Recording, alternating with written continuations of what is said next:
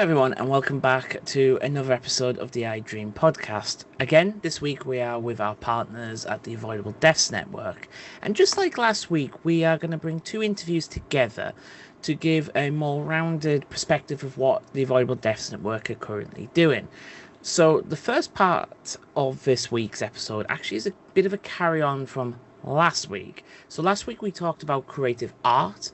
This week we're going to talk a bit more about creative literature, and we've invited along Patience Andrew from Nigeria at the Custodians of African Literature, and the work that she's been doing to use literature as a way as an engagement tool to bring avoidable deaths and obviously disaster risk reduction to younger people. The second interview today is actually with Professor Fatima Ittar at the University of Dhaka in Bangladesh to talk about what the Bangladeshi IDRiM chapter is doing this year and in recent years. We hope you enjoy today's interviews.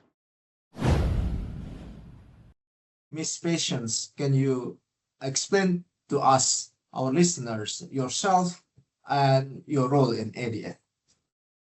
Thank you very much. So I'm Patience. I lead a creative collective in Nigeria called Custodians of African Literature, where we work with young creatives from across sub-Saharan Africa to raise awareness and advocate for some of the development challenges impacting the continent. And I also currently sit as an advisory board member of the Avoidable Deaths Network.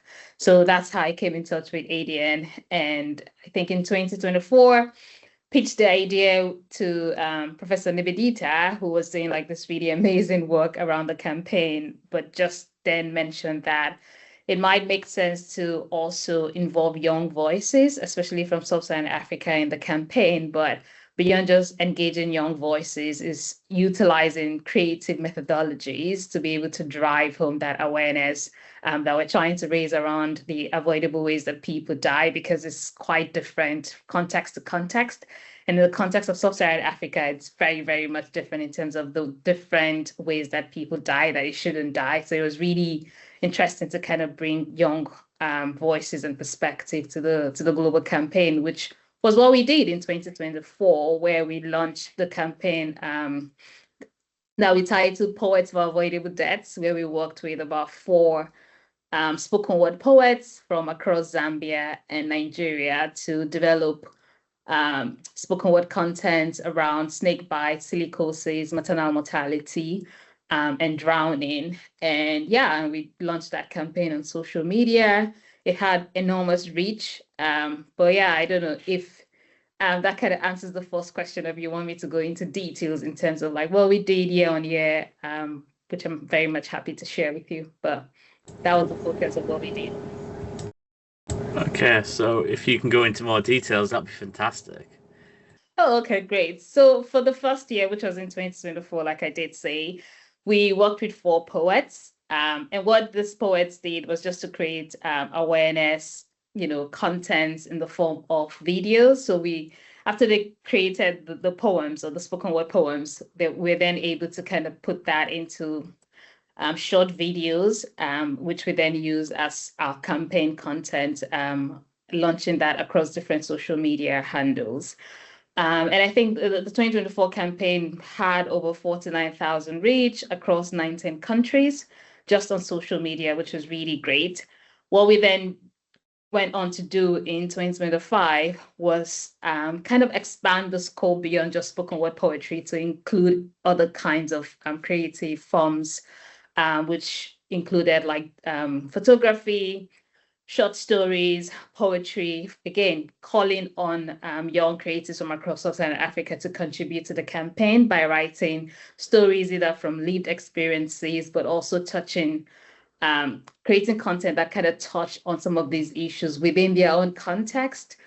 So it's a bit localized to the context that they were speaking from, which was really fantastic. And at the end of the day in 2025, what we then do was to compile all of those creative pieces that were sent in the open call that we put out. And that was then published in a digital anthology, which included short stories, poetry, and also photographies from some of the photographers that also participated in the campaign. And for the 2025 campaign, it did reach, we got like submissions from about 5 African countries, again, sub-Saharan African countries, also participating in that. And for most of the young people we've engaged with in 2025 and 2024, it was really the first time that they were working on something like this and even coming to the awareness that a global campaign around avoidable disaster deaths even exists, which was really good because that was the intention, to really engage young people in raising awareness, but also advocating for some of the ways that people die in the continent.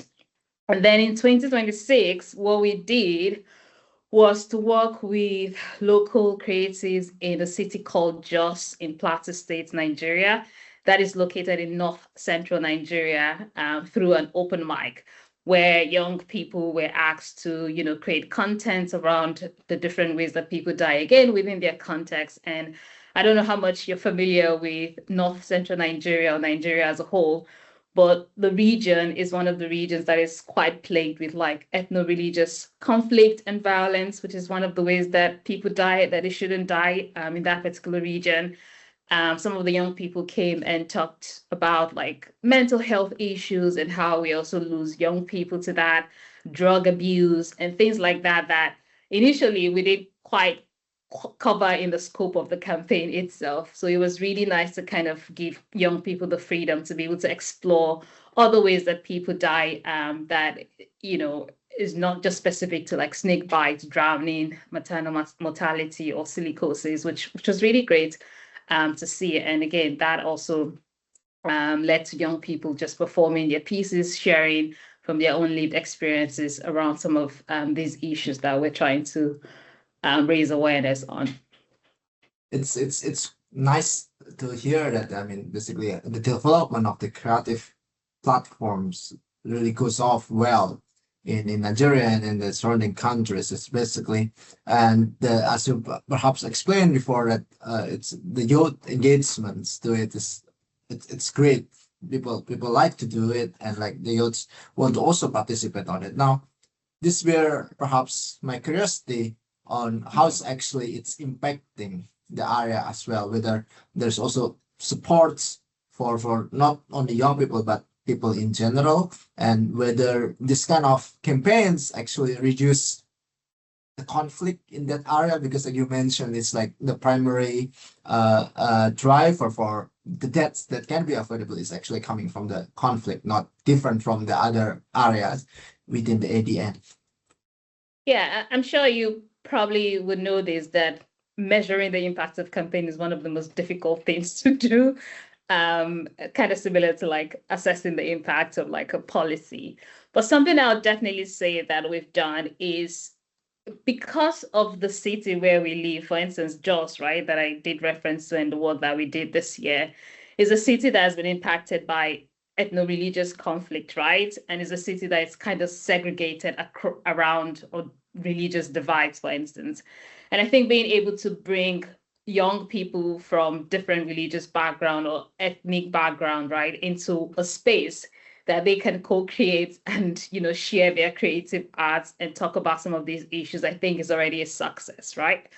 Considering the contextual challenges that we have in that particular state or city as a whole. So in terms of the impact, I'll tell you that one is just even bringing it to the awareness of young people that these challenges exist. And as much as they exist, it's not just something we should hear on the news. It's something that's really close to us. And we definitely have some things that we can contribute to reduce this number of deaths, even if it's in a young person deciding to do something different, right? Or, being able to have the right information or knowledge to be able to share with other young people. That way you're able to then share that knowledge, but at the same time, in the long run, be able to avoid any type of these deaths that we see.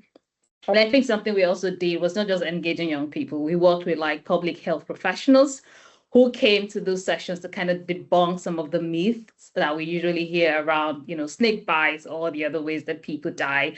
So it's beyond just even creating awareness, it's also educating the young people on what is actually true from, what is a myth based on what, people think. I know sometimes while growing up, as a young lady in Nigeria, as a young girl in Nigeria, I was often told that, wall gecko is very poisonous, right? And that if a wall gecko falls, into your food, it has the propensity to poison that food and you might also die, which is not true, right? And there are a lot of young people who grow up believing this as truth, right? So even being in those spaces that we're able to kind of debunk some of these myths and ensuring that young people actually have the right knowledge and information around some of the different avoidable ways that people die, I think it's really a plus. And then engaging in that conversation itself and going the extra mile to create a content that also then raise awareness on those issues. I think it's an impact for me if you ask, because that's not often something that we spend time kind of talking about as young people or deliberating about to even educate other people. So yeah. So you talked about, the community you've engaged with. What about the wider community? What's, been their response to, these types of projects? Because when you talk about ethnic tensions and that sort of stuff, I think back to more towards my country in Northern Ireland and how it is hard to get even young people in a room from different ethnic, different religious backgrounds. And so what's the wider community's response to, these projects?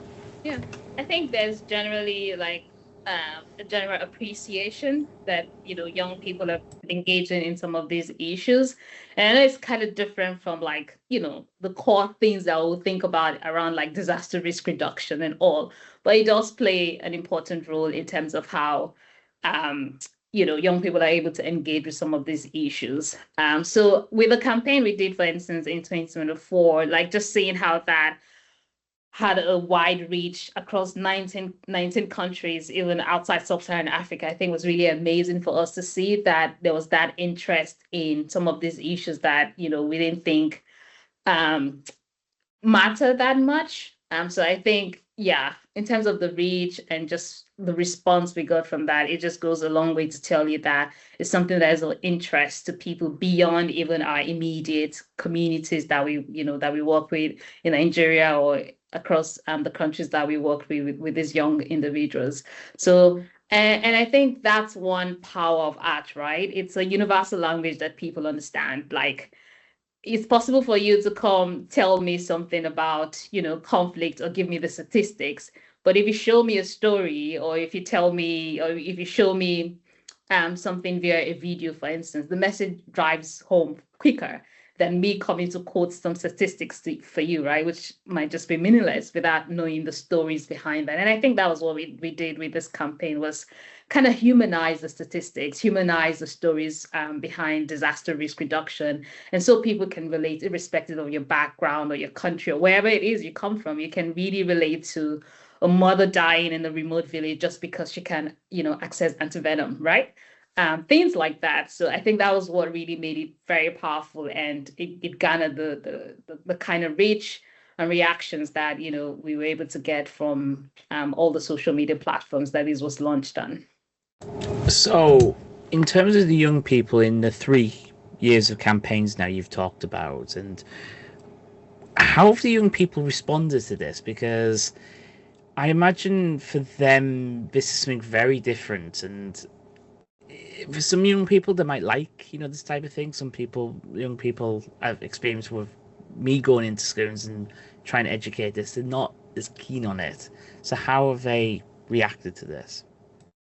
I think because what we did was to put out a call, because part of our mission as an organization is that we don't want to do art for art's sake. Art must have meaning, some type of meaning. And at the back of that is also supporting emerging voices, that they're young artists doesn't mean they shouldn't earn from, their creative practice. So kind of our approach is to put out a call and ensure that whatever young person who takes the time to create any type of content to raise awareness around some of these issues also get some type of stipend from that. Is not huge, but that's one way of supporting like that whole creative practice, and just support young people to really think about these things, right? Beyond just doing art for like entertainment's sake, and that's just it. So yeah, so what we did was to put out a call, and for some of the young people that we spoke to, it was the first time that they had engaged in anything like this. They usually would create for fun, for leisure, and those type of things, but not really spend the time to touch on some of the social issues. So for some of them, it was the first time that they were working on things like this. And because it also had that incentive of, supporting their creative practice in some type of monetary forms, which, is really in the form of a stipend, nothing really substantial. They were more than willing to also jump in and work on the campaign. And I think one particular story that I remember is one of the young ladies that we worked with last year, she put in a submission for a short story, and while we're having an interview with her, just I think towards the end of last year, she mentioned that she had to pause to really write something that really reflects the theme, and she had to go back memory lane to stories that her mother had told her previously about how young children died because of, there was just a gutter on the side that nobody was paying any attention to, and it was raining and all of that. So it just goes a long way to tell you that beyond the fact that it was a call, that some young people really went deep to be able to kind of bring some of those lived experiences to bear to be able to share, but at the same time use that medium as a way of also raising awareness on some of the issues that they care about. So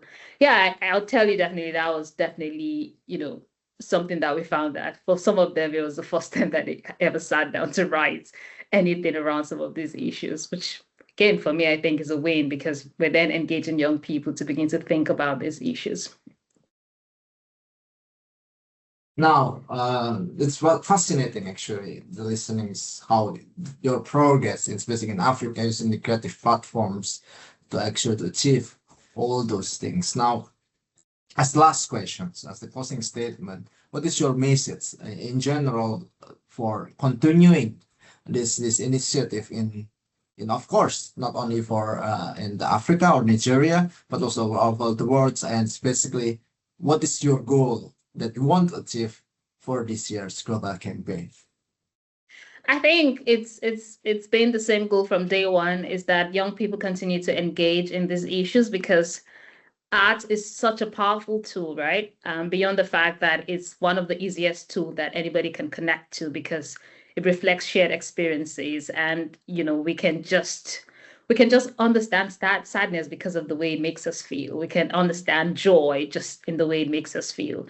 And I really hope that young people see that as a powerful tool to really move the needle beyond just the fact that, we're running a campaign, we want to raise awareness, but to really engage at a systemic level, right? Engage with policy makers and ensuring that some of these issues that, that young people see in their communities, that they're then engaging at a higher level to bring about that systemic change that we need beyond just art or beyond just the entertainment side of it, because it's beyond entertainment, is that young people have a story, especially creative people have a story to tell, and what better way to tell that story by sharing lived experiences that then matches with some type of systemic revolution that we really want to see in really solving these issues that we see in our community. So I think that's my long-term goal, that we utilize art as a tool to really drive that systemic change that we hope to see in our communities in Sub-Saharan Africa. All right, then. Thank you very much. I hope your activities and your initiative can be very long way into the futures, and many more young people in Africa can understand the awareness that you want to spread in order to avoid the deaths that come from any type of disaster or conflict. So that's it. Thank you very much for coming to our podcast. And now we have our guest from Bangladesh that will highlight the idea and activities and the global campaign in Bangladesh, of course. Now, I will let our guest to introduce herself and her role in ADN. Miss Fatima, please. Thank you, Dr. Harris. This is Fatima Akhtar. I'm an associate professor in the Department of Meteorology, University of Dhaka. I'm acting as a regional coordinator for ADN, and it's my pleasure to host ADN Bangladesh chapter in Bangladesh. We launched this ADN Bangladesh chapter on 18 June 2023 in our university premises, and it was a very successful event. We invited our ministers and also our founder, Dr. Nivedita Beranet, and also Hideki was present in Bangladesh. And we focus on our motto that um, early warning and forecasting for any hazard is very important in our country. And if we can focus on these issues, we can avoid many deaths. And in this way, we are trying to focus early warning, the awareness day for Avoidable Death Network every year. And mostly we try to focus to inform the message to our students. And in this way, we try to reach the uh, community, because our students not from only the urban areas or only from Dhaka. They come from different cities and villages, and also from vulnerable region, and they can take the message and they can share the information to their community. We try to focus this information to our media, and the printing and also the video. We've tried to reach our all national bodies like disaster Department of Disaster Management, uh, Bangladesh Meteorological Department, Red Crescent, and who deal with the community and also the volunteers. So in this way, last 4 years, we take this information to the community. Thank you for explaining that. So I want to go back to the start of the Bangladesh chapter and also throughout its history. How has this chapter and ADN's chapter involvement with this chapter been received by the local community and local stakeholders? As I already mentioned, that our motto to make awareness through our students and eventually reach to the community. We don't have direct activities yet, but we believe that our students take that message very well, and they sometimes say that we know the hazard, but we don't know how we can avoid, how we can receive the message. So this seminar or this awareness campaign is very helpful for them. And every year we are trying to reach more media option, and this is very well published through our media. And we hope in this way, slowly, we can make it a national agenda to our community. Now, as you mentioned, that is the activities is still growing and like many more will come in the future. Is there any particular activities, important activities that Bangladesh chapter is doing for this year, especially to celebrate the global campaign in for IAD4D? Yeah, we have a public awareness activities besides. We last 2024 we had a very severe flood in our eastern community, eastern region, and it was a very sudden flood event, and it was um, happened that after 50 years there was no record or history for flooding in those region, and people are not aware, and the severe condition we faced, and our ADN chapter, we take a lead to give some relief and rehabilitation. We work with our scout and we raise some fund, and also ADN global raise some fund, and they we together went to our flood affected area.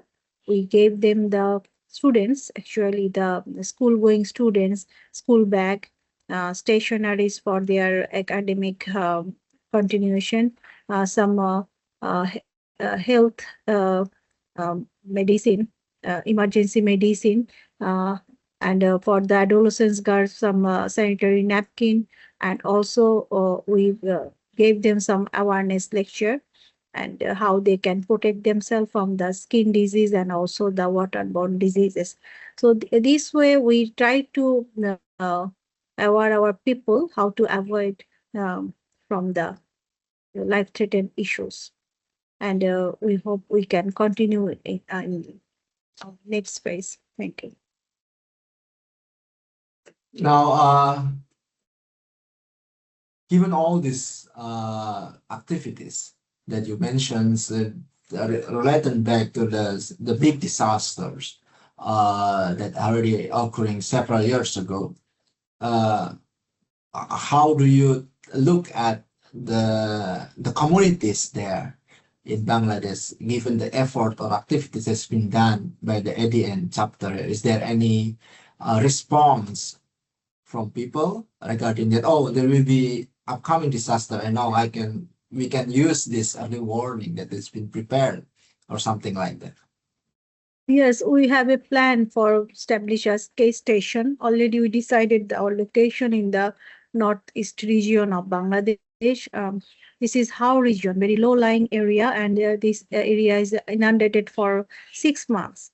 And they have only one crop season, and people are only dependent on rice. So there is multi-problem here, health issues, water issues, flash flood, and there is a disaster like lightning, thunderstorms. So we are trying to focus in our case station to making people aware how they can protect themselves before the um, hazard. Already we have two, three visits to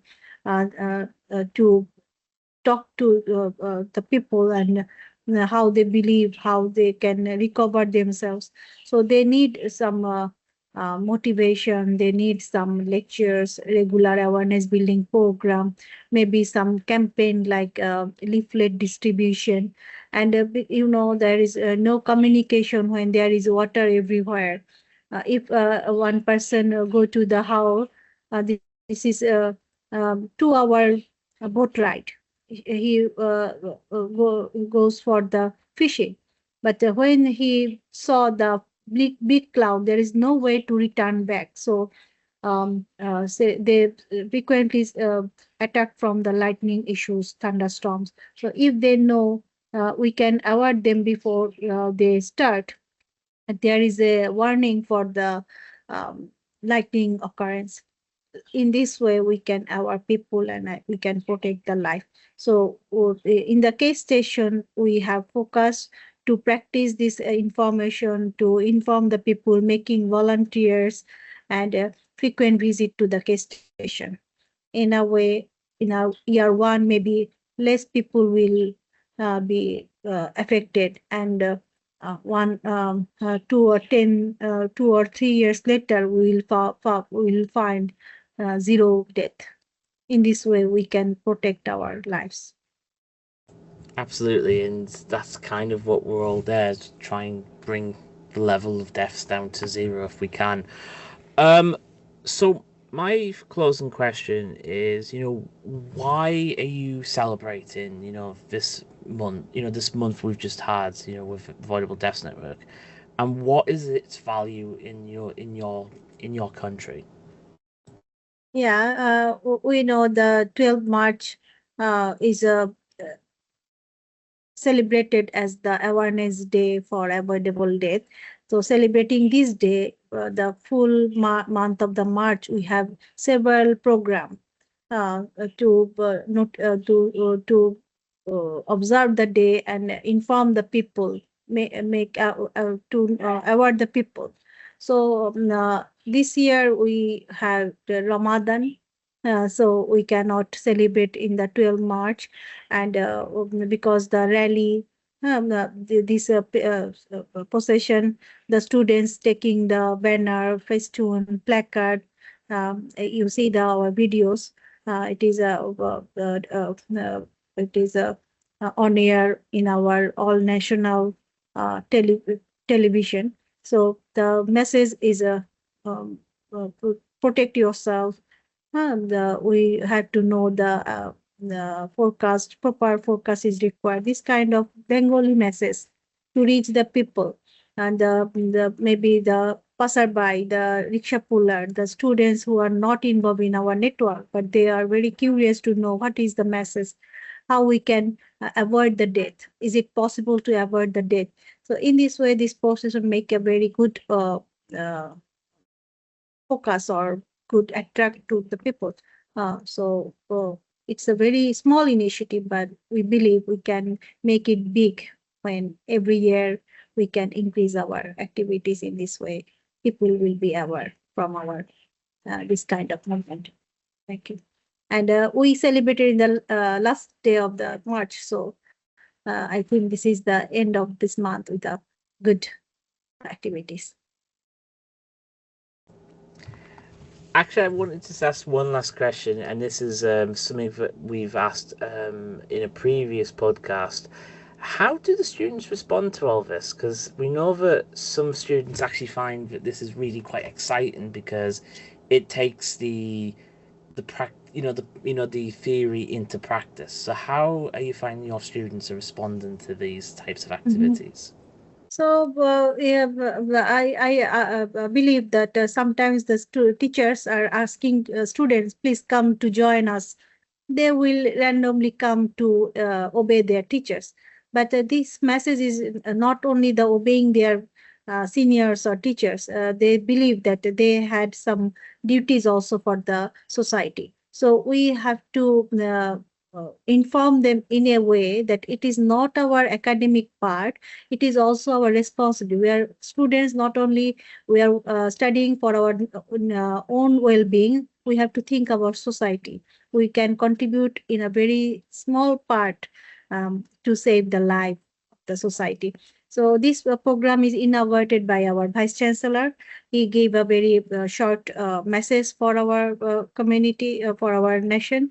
And then our faculty dean Dean of Art and Environmental Science, he gave a very good message of how we can make a proper use of the campaign.